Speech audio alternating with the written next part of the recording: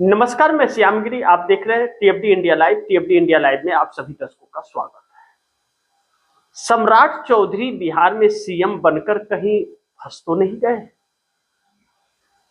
एक बहुत अहम सवाल है यह, क्योंकि सम्राट चौधरी के लिए चुनौतियां कम होने का नाम तो बिल्कुल नहीं दे रही है।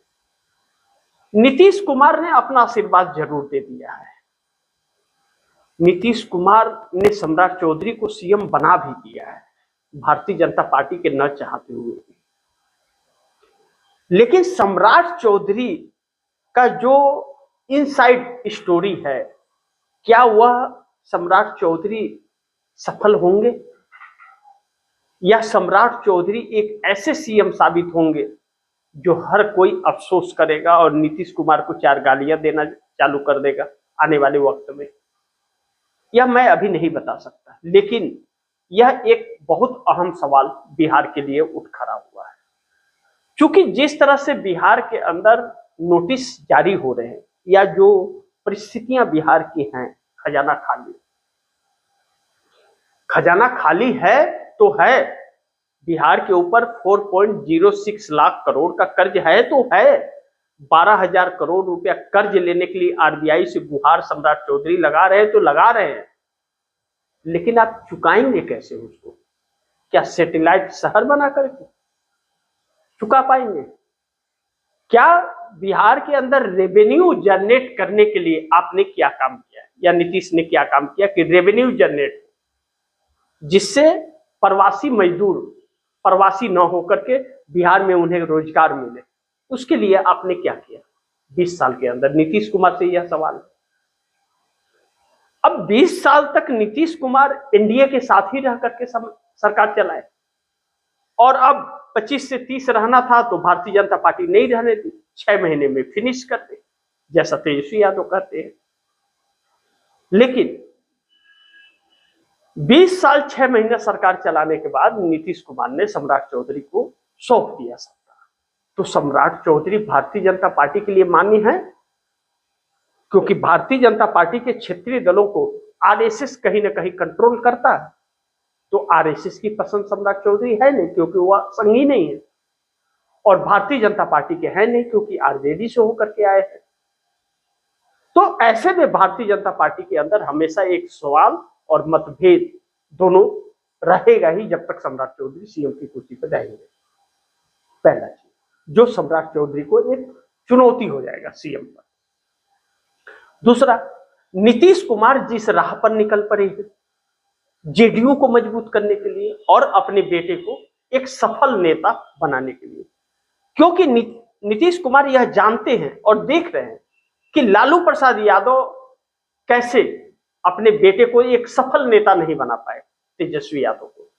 तेजस्वी यादव लालू के बेटे हैं, बस उनकी पहचान यही है कि लालू के बेटे हैं तेजस्वी यादव। इसके अलावा तेजस्वी यादव की कोई पहचान है क्या? तेजस्वी यादव ने अपने दम पर सरकार बना ली? क्या तेजस्वी यादव को बिहार स्वीकार किया? 25 सीटों पर लाकर के पटक दिया। इसे कंप्रोमाइज कहा जाता है।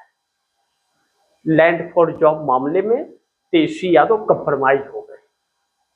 तो बिहार के अंदर आने वाले 5 साल अपने 25 विधायकों को क्या तेजस्वी यादव संभाल पाएंगे?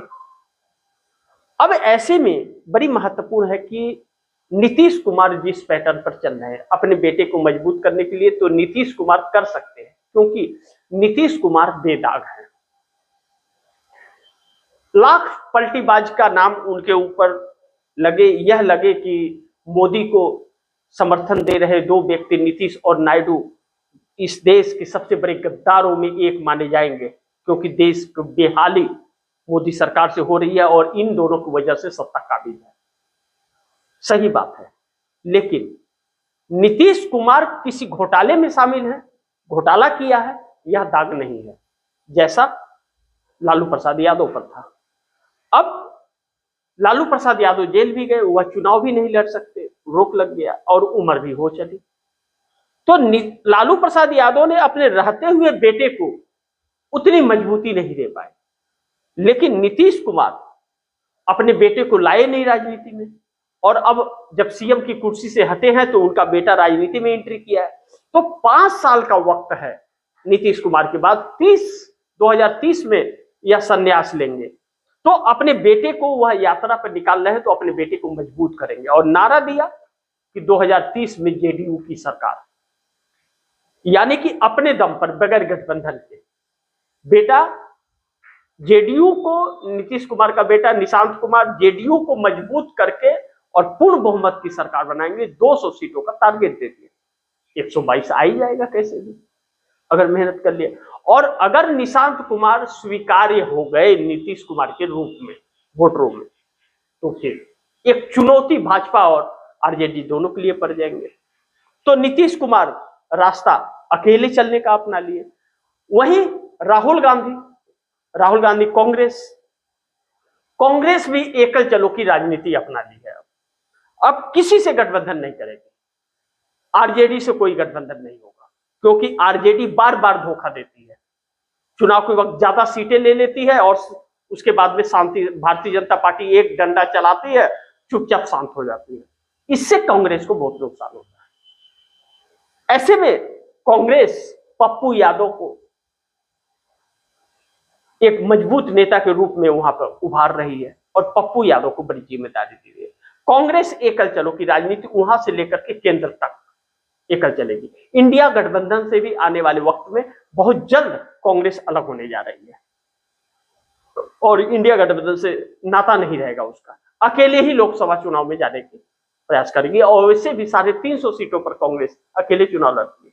99 सांसदों की ताकत है कांग्रेस के पास, और कांग्रेस के बगैर दिल्ली में नरेंद्र मोदी को हिलाने का कोई सपना भी नहीं देख सकता, सपना देख भी नहीं सकता, बाकी तो बात की बात है। अब ऐसे में ममता बनर्जी पश्चिम बंगाल में, अब आखिरी चरण का मतदान 29 तारीख को है। चुनाव प्रचार थम गया। अब चुनाव प्रचार थम गया, मतदान होगा 4 मई को, रिजल्ट आएगा। ममता बनर्जी चुनाव जीतेगी या भारतीय जनता पार्टी? ममता बनर्जी बड़ी रणनीति के तहत भारतीय जनता पार्टी को मुख्य विपक्षी पार्टी के रूप में वहां पर लाती है, और भारतीय जनता पार्टी हिंदू मुस्लिम करती है और ममता बनर्जी असीमता की बात करके और चुनाव लड़ती है। एक अलग अलग अपना क्रेज बनाने की कोशिश करती है, लेकिन इंडिया गठबंधन के लोगों को साफ दूर करते हैं, क्योंकि वह एक क्षेत्रीय दल है, अपने क्षेत्र की सोचती है। लेकिन वोट उन्हें लेने के लिए, सत्ता में आने के लिए इंडिया गठबंधन का नाम चाहिए कि हम इंडिया गठबंधन के हैं, लेकिन इंडिया गठबंधन के लिए क्या कर रहे हैं? लेकिन अब ममता बनर्जी चुनाव जीतेंगे या भारतीय जनता पार्टी जीतेंगे, यह कब 4 मई को पता चलेगा। लेकिन वोट प्रतिशत पर एक सवाल है कि वोट प्रतिशत भारतीय जनता पार्टी के लिए चुनाव आयोग ने बढ़ाया है या वाकई ममता के पक्ष में बंगाल की जनता ने 93% वोट दिया है। यह एक बहुत महत्वपूर्ण मुद्दा है। ममता जीते या भाजपा जीते, लेकिन भाजपा क्या निष्पक्ष तरीके से लड़ रही है? बिल्कुल नहीं लड़ रही है। भारतीय जनता पार्टी बगैर बेईमानी का कोई चुनाव जीत ही नहीं सकती, क्योंकि भाजपा को कोई वोट देने वाला है नहीं सिवाय फर्जी वोटों के। और चुनाव आयोग 100% भारतीय जनता पार्टी के पक्ष में दिखता है, और इतना बड़ा फोर्स लगा दिया गया है जिसे मतलब समझना मुश्किल हो जाता है कि आखिर कौन सी जंग चल रही है पश्चिम बंगाल के अंदर। लेकिन ममता बनर्जी ने जो ऐलान किया कि 4 मई को बंगाल जीतने के बाद दिल्ली में नरेंद्र मोदी की सरकार को हिलाएंगे, तो ममता बनर्जी जो पश्चिम बंगाल के अंदर कांग्रेस को स्थान नहीं दी, वह ममता बनर्जी दिल्ली में कैसे मोदी को हिलाएंगी बगैर कांग्रेस के? या फिर बंगाल जीतने के बाद बस शांत हो जाएंगे कि बंगाल में जीतने के लिए भारतीय जनता पार्टी से सब कुछ चल रहा है, उसके बाद मोदी ही प्रधानमंत्री रहे, यही सही है। जैसे पहले पर्दे के पीछे से सपोर्ट करती रही, इंडिया गठबंधन के हिस्सा रही, लेकिन पर्दे के पीछे से भाजपा मोदी को सपोर्ट करती रही और मोदी बने रहे, तो यह देश के साथ विश्वासघात होगा। कहीं से भी इंडिया गठबंधन के यह जो क्षेत्रीय दलों का एक संगठन है इंडिया गठबंधन के अंदर, कहीं से भी यह नहीं लगता कि नरेंद्र मोदी सरकार को बदलने के लिए यह एकजुट हो रहे हैं। सब अपने स्वार्थों के लिए हो रहे हैं। लेकिन जो राष्ट्रीय मुद्दे हैं उसमें अकेले कांग्रेस लड़ती हुई और जूझती हुई दिखती है। हर मुद्दे पर सवाल खड़ा करना, हर मुद्दे पर डट करके सरकार से सवाल करना, मुकाबला करना और सरकार से प्रताड़ित होना, सारी चीजें उसके लिए होती है। सामना करते हैं। राहुल गांधी जिस तरह से बोलते हैं, चट्टान की तरह खड़े रहते हैं, अपने वादों पर खड़े उतरते हैं, और जो बातें राहुल गांधी कहते हैं सरकार उसे नहीं मानती है, लेकिन बाद में उसी पर आकर के अटक जाती है। ऐसे में अंतर्राष्ट्रीय मुद्दे जो, क्या इस देश के अंदर बेरोजगारी है तो पूरे देश में नहीं है, हर राज्यों की नहीं है। ममता बनर्जी ने पश्चिम बंगाल के अंदर रोजगार नहीं दिया, इस मामले में बहुत बैकफुट पर है हुआ। लेकिन असीमता की बात आ गई, एसआईआर के तहत लोगों का नाम काटा गया। मुद्दे लाजमी हैं ममता बनर्जी के। ममता बनर्जी एक अच्छी सीएम भी है, मैं बिल्कुल नहीं कहता कि अच्छी सीएम नहीं है। पश्चिम बंगाल के लिए उन्होंने किया, लेकिन रोजगार दिया क्या? सवाल तो सबसे होगा और सवालों के जवाब चाहिए। लेकिन इस वक्त एसआईआर से कटा तो एक मुद्दा है कि भाई लोगों को घुसपैठिया बता रही है सरकार, यह गलत है। तो ममता बनर्जी के लिए चुनौती है। पश्चिम बंगाल जीतने के बाद अगर अपने वादे पे कायम रहती है तो सभी को साथ रहना पड़ेगा। लेकिन कांग्रेस कहीं ना कहीं जो इंडिया गठबंधन से अलग अब होना चाह रही है एकल चलो की राजनीति में, क्योंकि यह क्षेत्रीय दल कांग्रेस को कमजोर कर रहे हैं अपने हर राज्यों में, और जबकि कोई ऐसा राज्य नहीं है जहां कांग्रेस की सरकार नहीं रही है, और कोई ऐसा नेता नहीं है जो कांग्रेस से कभी जुड़ा नहीं रहा। तो कांग्रेस को जब कमजोर करने की कोशिश कर रही है तो कांग्रेस क्यों साथ दे किसी का? वह भी एकल चलो की राजनीति अपना रही है। ऐसे में कांग्रेस युवाओं के मुद्दे को लगातार उठा रही है कि युवाओं को रोजगार चाहिए, महिलाओं की सुरक्षा को लेकर के, अंतर्राष्ट्रीय मुद्दों को लेकर के अलग अलग चीजें। 99 सांसदों की ताकत कांग्रेस के पास है, और हर कोई जानता है कि मोदी को हटाना है तो कांग्रेस के समर्थन की जरूरत पड़ेगी। बाकी किसी के अंदर हैसियत नहीं है मोदी को हिलाने का।